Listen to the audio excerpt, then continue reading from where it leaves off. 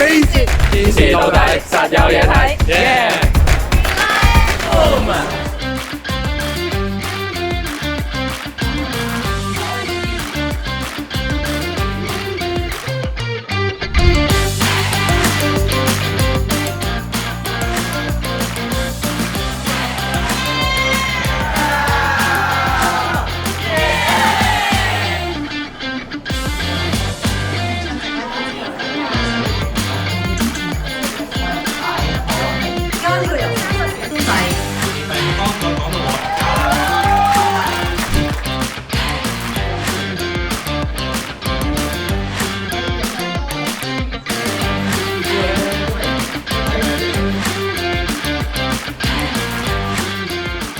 開心嘅咧，都係關於見到3位商界人士分享佢哋嘅開始創業嘅方向啦、理念啦，都想學到關於唔同業界人士佢哋面對挫折嘅態度啦，同埋與同事相處嘅方法。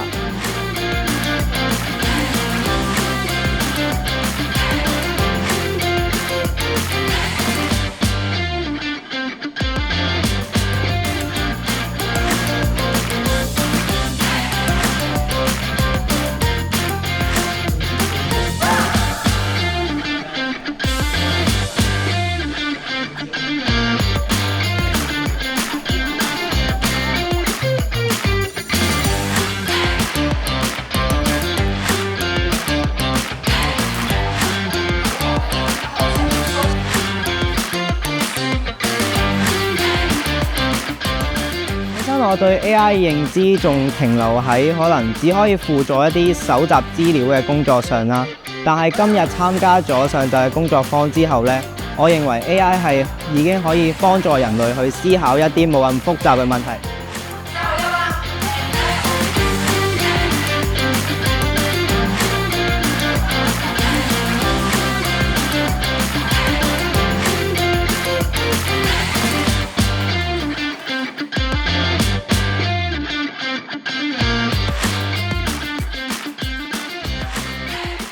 We harness the power of recycled slippers and sandal soles, as well as acupressure tidbits to energize our users.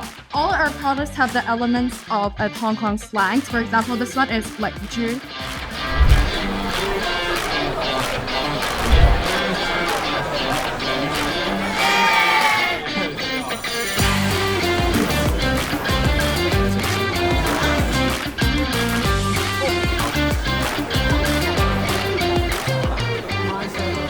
究竟你解決緊乜嘢問題？我可以見到大家咧係推出自己嘅產品之前咧，都已經做足功課啦。我更加驚喜嘅就係咧，大家都用自己嘅方式咧去關注社會嘅議題。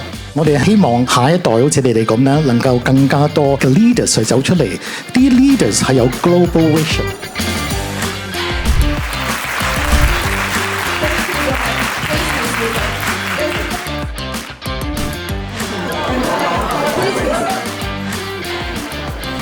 我哋付出咗嘅努力咧，係終於有回報啦，終於可以係有俾人見到，有更加多嘅機會去推廣我哋嘅一個產品啦。喺成個過程當中，我自己得到嘅一啲inspiration 就係而家 Gen Z， 譬如佢哋嘅諗法係點樣啊，佢哋嘅 creativity 啊，都成日都令到我哇嚇一跳嘅。對於一個 BA 嚟講，我諗最大嘅得着其實係睇到啲同學嘅成長。我哋學得最多嘢咧就係呢2日啦，有唔同 BA 啊、老師啊同埋 judge 教俾我哋嘅嘢啦。佢哋不斷引導我哋去再思考、去改良我哋嘅產品，最後咧係呢一個產品誕生咧，其實係好需要佢哋嘅幫助先至做到嘅。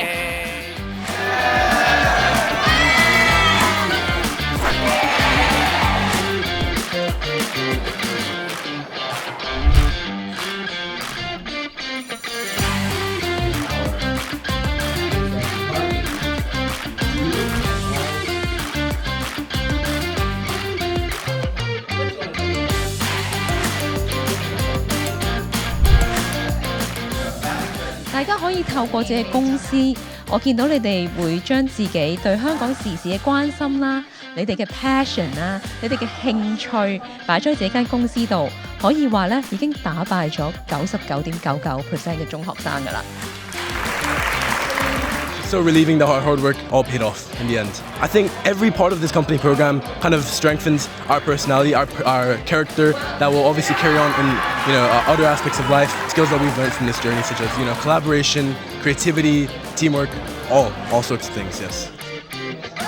我覺得作為最大嘅成長係我哋整個團隊越嚟越團結，繼續去朝住同一個目標去發展，亦都係凝聚緊我哋去往呢一個青年創業家嘅夢想去發展。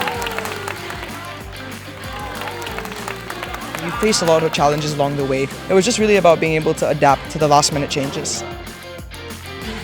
咁喺今次嘅比賽入面咧，我哋發現，原來其他隊伍嘅實力都真係好強勁啦，就令到我哋喺呢個過程之中學到好多嘢。